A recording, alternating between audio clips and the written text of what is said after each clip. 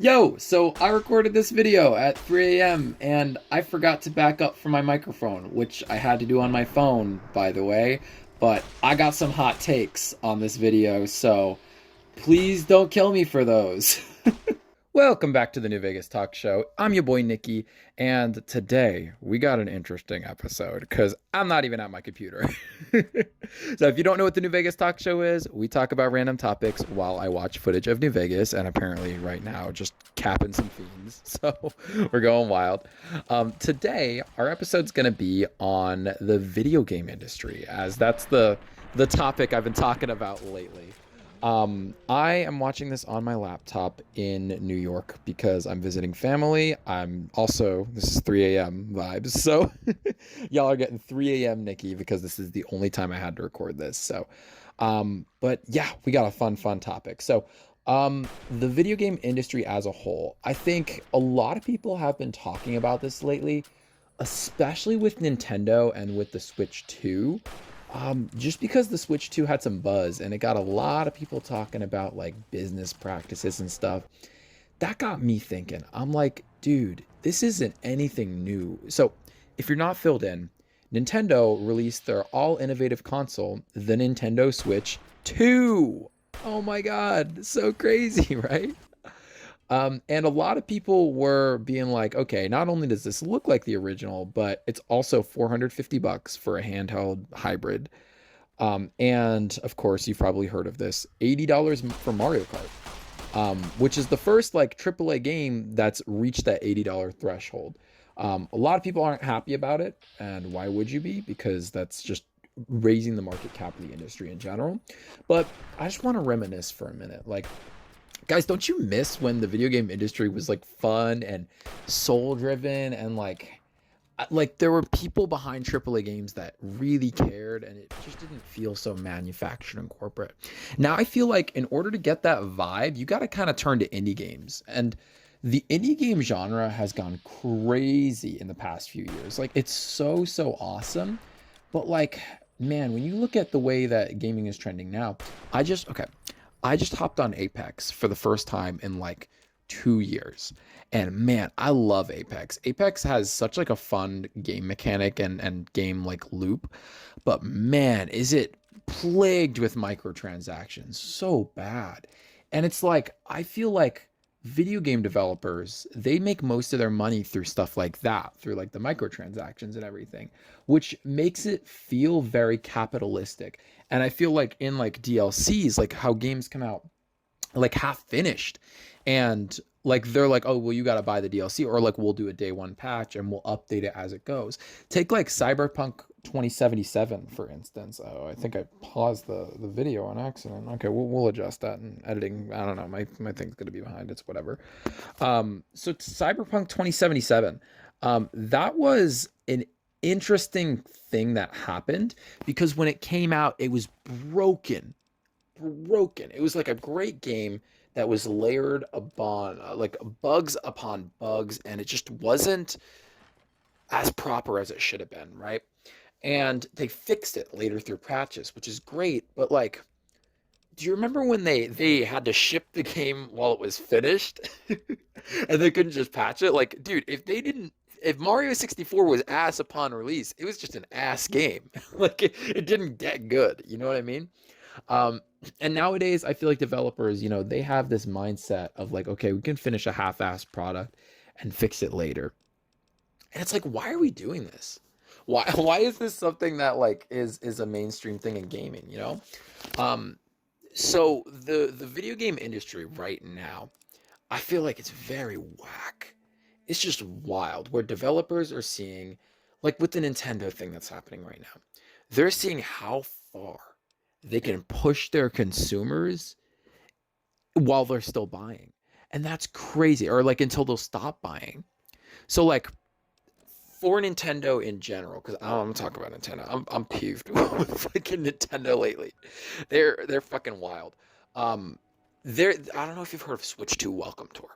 That is their pack-in title. It is a glorified manual. You walk around and you play the game, and the game is basically you being told shit about how to use the system. Absolutely wild. Why am I? It's $10.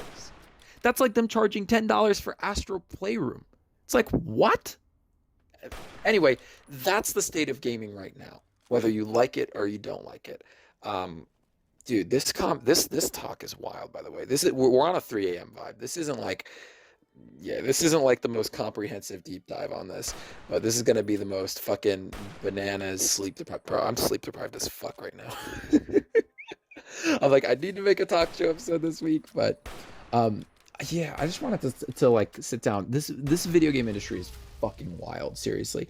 And honestly, nowadays, I'm not supporting a lot of the shit that comes out. Okay, actually, there is something I want to cover. So, y'all remember Starfield? And I know if you're watching a New Vegas talk show, you fucking know what Starfield is. I'll give you a backstory. Starfield is Bethesda Game Studios like latest RPG that they made. It's basically No Man's Sky, but mixed with Skyrim. That's what it is. Um, and I made a video on it before it came out. And in this video, I was like, guys, maybe don't get Starfield because Bethesda. We're gonna. I want to sink my fucking teeth into Bethesda right now. I'm gonna get spammed with dislikes. Anytime I talk shit about Bethesda, people spam me with dislikes. But like, bro, it's Bethesda's so fucking ass. I'm sorry. This is 3 a.m. Nikki. I'm sorry. Bethesda as a company is fucking terrible. I'm throwing this out there.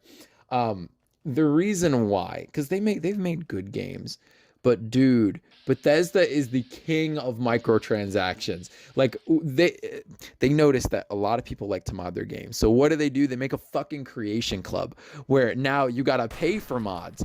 And it's not like, okay, here's $1 for like, a skin pack, or like $5 for like a whole pack, or like with DLC that people make. No, you gotta pay fucking $18 for a power armor skin. It's terrible. It's ass. And it's just like, it doesn't feel like this is content that I should pay for. This feels like free, really easy to make content that Bethesda just wanted to monetize. I once saw somebody that said that they left a comment on my YouTube video, and they're like, the Creation Club isn't for you. It's not for the player of the game. It's for the mod creators, so we can get paid for our work because it's normally free. Hey, listen, I get you. You're making content for a game you love. You wanna get paid for it. Sure. Problem is, that's not my fucking job to pay you. I'm just a dude that likes my game and wants to download mods for it. Like, if it's gonna be official like DLC and it's gonna be like a whole thing, like Nuka World was $20 when it came out. 20. And you got hours upon hours of DLCs mixed with skins. Why do you want me to pay the same price for a fucking power armor skin? I don't care if it's Bethesda or not. You throw that shit on Nexus, I'm not paying $20 for it. That's not worth $20. Like, you get me? And Bethesda just, I feel like with Skyrim, right? They released Skyrim like fucking 5 or 10 times. They made Skyrim for Alexa just as a meme because of how many times they were re-releasing it. I don't blame Bethesda because people kept buying it. Like, of course they're going to keep releasing it. People bought it over and over and over again. But it's like, that's the state of the gaming industry. Like, we're not buying things because like they're actually like worth it, and it's like we're buying things because they're selling us nostalgia, bro. Nintendo, I'm gonna go back and forth between Nintendo and Bethesda because I think they're very egregious offenders in this. And then don't even get me started on like EA and Activision. They're the worst offenders of it. But like, I harp on Nintendo and Bethesda because I love these companies' games a lot. I do. I love Fallout 3. I love Fallout 4. I got gripes to pick with them because I'm also a Fallout New Vegas fan, and New Vegas puts both of those games to shame because it's just a better made game. Like, flat out, New Vegas has better writing. It's got more care for what the fans want to see versus what Bethesda thinks they want to see. Do you know Todd Howard went on an interview and he said, hey, we're going to probably start every Bethesda game, every Fallout game in a vault because we really like the vaults. I'm like, okay, but doesn't that get fucking boring after a while? I mean, the same intro every time? Like, why? Why would you limit it to the stupid fucking vault thing every time? That's so lame. And they just did the Fallout TV show. Like, I heard really good things about the TV show. I didn't watch it yet. So I'm not going to talk about it. And I really want to watch it because it looks good. It looks good. But they did the vault thing again. And I'm like, bruh, again? You did it with 76. You did it with 3. You did it with 4. You did it with now the Fallout TV show. Like, why? Just do something different. Just do it. Just do something different for the sake of being different at this point, because it's really fucking wild. And God, I just look back at the screen and my dude's in the air, so it's fucking wild. Bethesda, Todd Howard also said that they probably wouldn't outsource their game anymore. Now, whether he said that because they were already outsourcing it, I have no idea. But if it's true, fucking why? I'm sorry, Todd. You're salty because Obsidian made a better game than what you guys have, because they know how to write better. They know how to do better world building. Like, don't get me wrong, 3 and 4 are good, but New Vegas has that old Fallout charm to it that Bethesda couldn't quite capture. The depth. Because we're going to flip back to Starfield for a second. When it comes to Starfield, dude, I've heard this a lot about it. I kept telling everyone, don't get Starfield. Like, Bethesda is known for they've been making more shallow games as time goes on because they know they can get away with it, and they've been littering their games with microtransactions, and it just feels like a cash grab. I didn't get the best vibes from Starfield before it came out. Keep in mind, it's out. I haven't played it, so I'm not going to judge the game hard, right? But what I will say is I've heard it got mixed reviews coming out. Like, it got good reviews from the hardcore base, but then like other people were saying it's boring. It's wide as an ocean, deep as a puddle. Which, like, yeah, it looked like that from the trailers. It looked like all the planets, like, they're like, Todd was like, 16 times the detail. You can explore thousands of planets. And everyone was like, oh my God, thousands of planets. And I didn't know if I was crazy. I was looking around being like, you guys know they're not going to put anything on those planets, right? It's going to be a fucking barren wasteland, and not like the cool kind, like in Fallout, like the boring No Man's Sky kind. Like how did no one? And then I made a video about it, and I was like, hey guys, maybe let's not do this, because Bethesda likes the cash grab, and they're also like not making their game super deep, so maybe let's not. And dude, I got lit up from the Bethesda fanboys. Honestly, that was my first lesson in dealing with harsh criticism online, which admittedly, I didn't handle the best. But at the same time, I was like, holy shit, why are Bethesda fans defending this to the grave?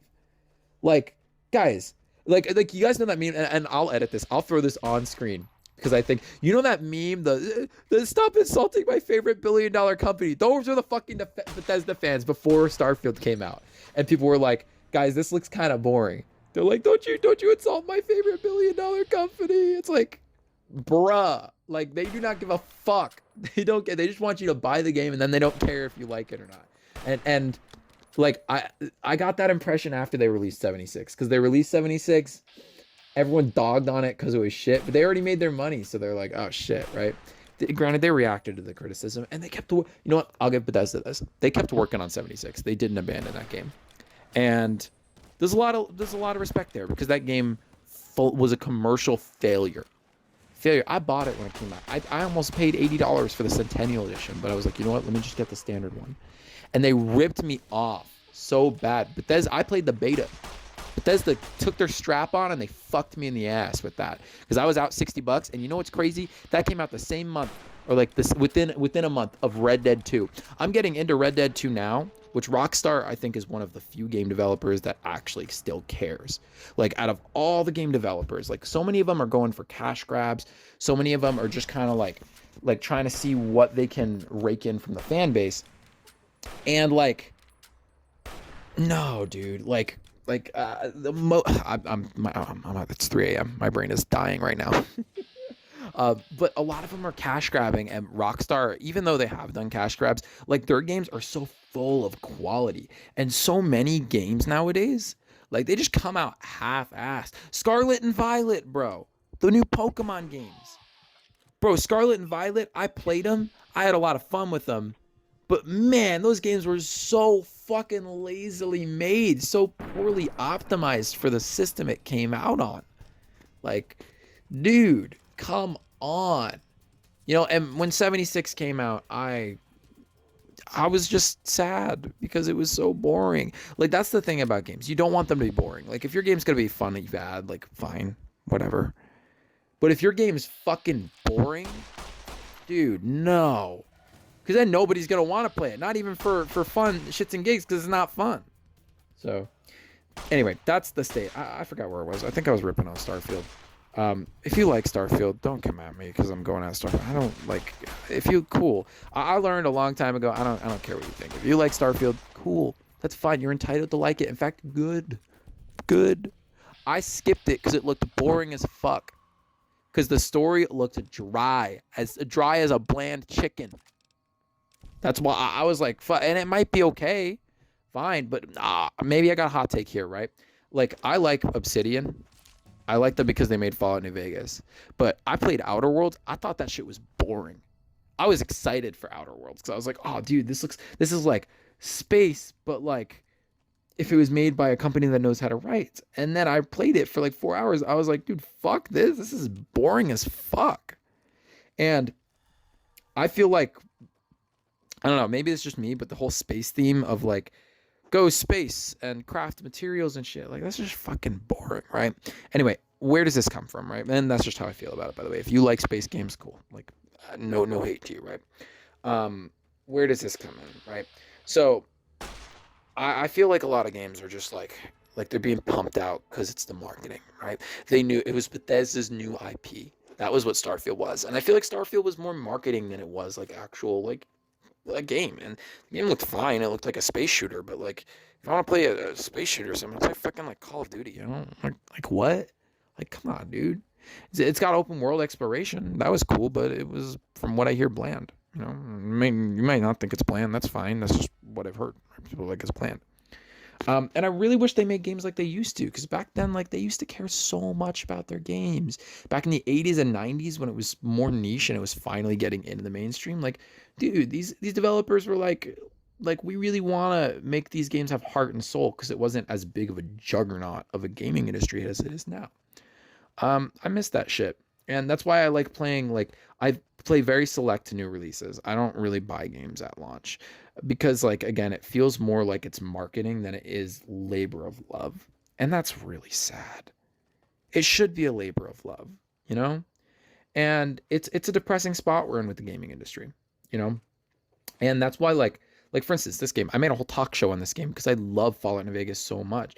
It came out in a time where, like, and I'll say, like, if my whole fuck, dude, I can't even. I have like, I feel like I have Alzheimer's right now because it's, again, I'm not joking. It's fucking 3 in the morning, or no, that clock is wrong. Oh, it's because that clock says West Coast time, right? So I'm on the East Coast right now. I'm visiting. I looked at my clock. It said 11:30. I was like, it is not 11:30. It's like 2:30. Like fuck.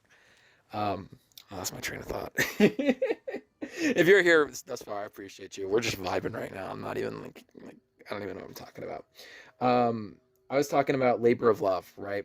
So Fallout New Vegas came out in a time where, when Fallout, I think the Fallout 3 was like, it was in the mainstream, it was cool, but at the same time, if you've ever seen H Bomber Guy's video, I think this is a great video. He says it's called Fallout 3 is garbage, and here's why. And it's kind of rage bait, but it's also half right as well. Fallout 3 was a significant decline compared to Fallout 1 and 2 in the writing and in the depth aspect. I'll say Fallout, as as Bethesda made them, was a lot more wide but a lot less deep. You know what I mean? Where they were bigger games, but it really didn't hit the same chord that 1 and 2 did. And New Vegas was a return to those roots. And that's why I think a lot of people, that's why New Vegas, I think, is a cult following as opposed to 3 and 4. 3 and 4 have a following, but New Vegas is like a fucking cult. They love this game.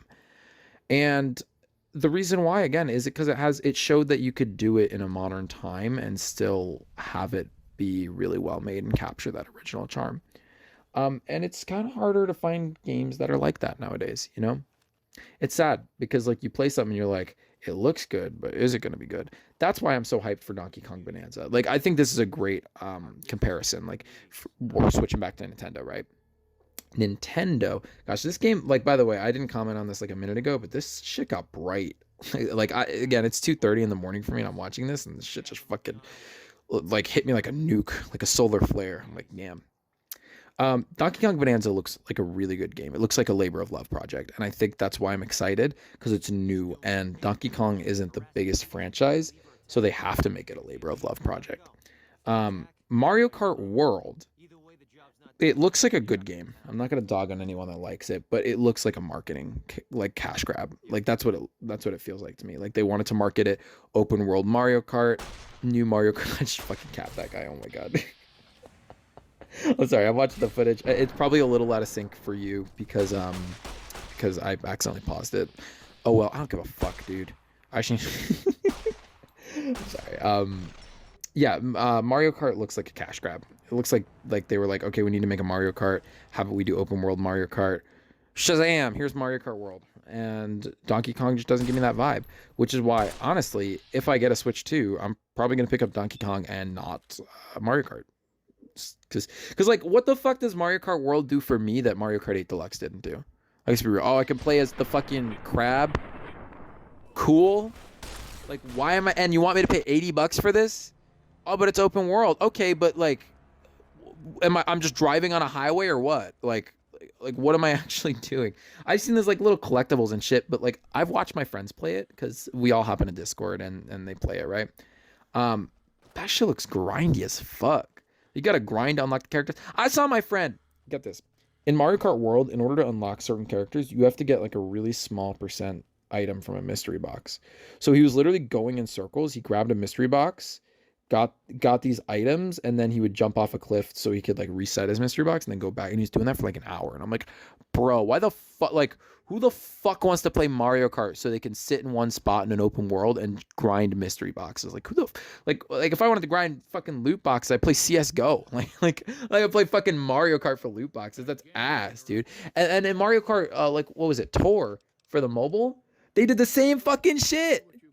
They made it fucking loot boxes. And it's like, bro, why are we doing this? Like, gamers hate loot boxes. But all you need is that one fucking guy to spend $1,000 on loot boxes for them to make their money back. So they keep fucking doing it. It doesn't cost them shit because, like, it takes them 5 minutes to model the skin that they're going to drop on Fortnite and then they sell it for $20. Like, what?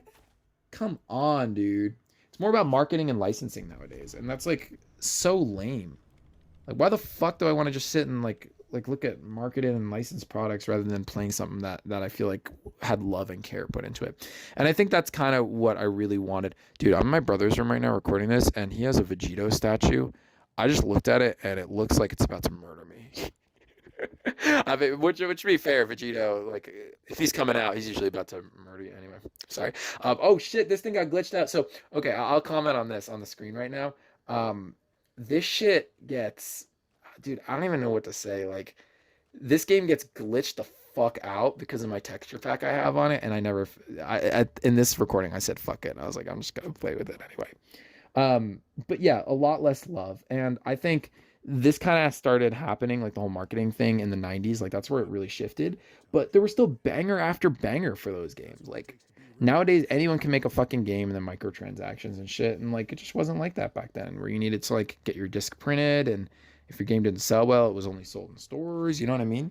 And that was kind of the whole shebang with it. So let's go back to the 90s days, which, by the way, random thought, because we're at 3 a.m. thoughts right now. By the way, if you watch this far, I appreciate you. I'm sorry if this video wasn't what you thought it would be. It's just a tired, delirious rant. Magic Pen Gel. I don't know why I'm mentioning this, but this game came to mind. Like, that was such a fun ass fucking game. It's Pokemon, but you draw your own Pokemon, and it's for the PS2. PS2 had some baller ass games, especially RPGs. Like, I love PS2, dude. I recently played this game, well, I say recently, but it was like a couple of years ago. Like, recently for my PS2 venture called Dark Cloud. And Dark Cloud is a fucking awesome RPG. Seriously, it's a lot of fun, and if you haven't played Dark Cloud, I recommend you look at it because it's really fun, and it's like a dungeon crawler, but it's also like an RPG mixed with like some Minecraft elements. It's some cool shit. But yeah, like a lot of those like games where you just pick up randomly and you're like, this is a hidden gem. There's less and less of those nowadays. It's sad because people would much rather sell you content in a game than sell you a good game, and that's sad too, you know. I think I went back in this building to pick up a doctor's bag because I broke my arm in the game and I just couldn't find one. Wild shit. But yeah, let me know what you think. I played Mega Man not too long, like 5 years ago. It's hard to say that. I can't believe it's 5 years. And I remember that game was hard as shit because it didn't tell me how to play the game, and I had to figure it out, and I was dumb as shit playing it. And I was like, damn, why don't they make games like hard like this anymore?